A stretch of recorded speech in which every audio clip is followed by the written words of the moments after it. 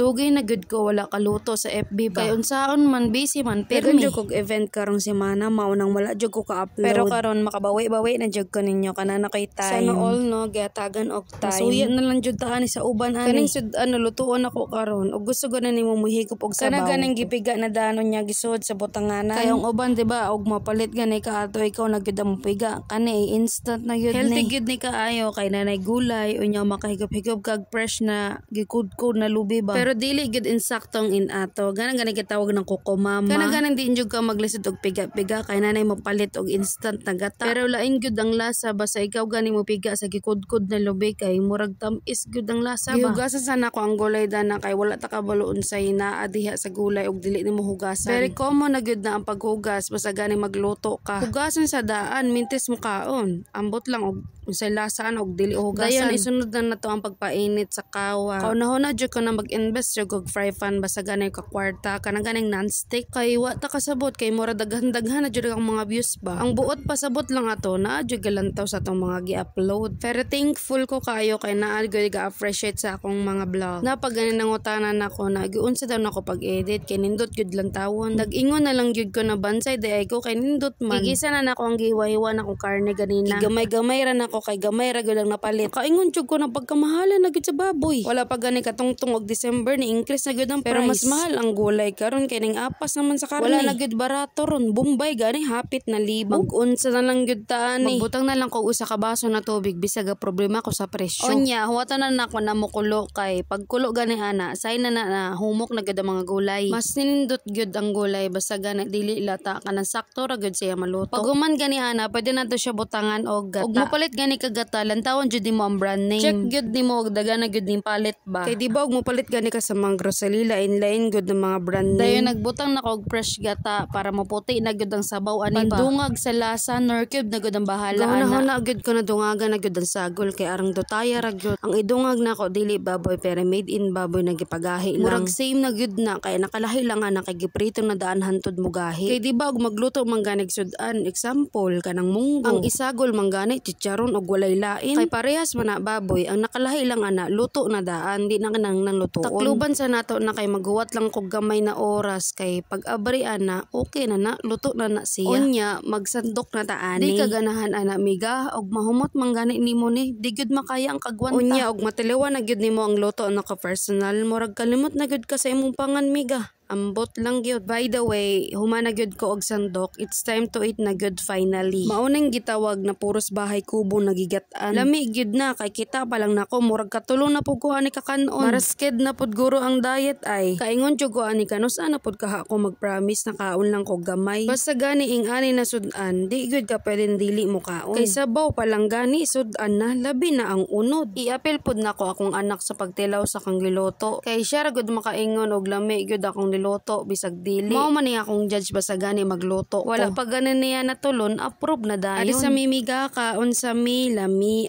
uy.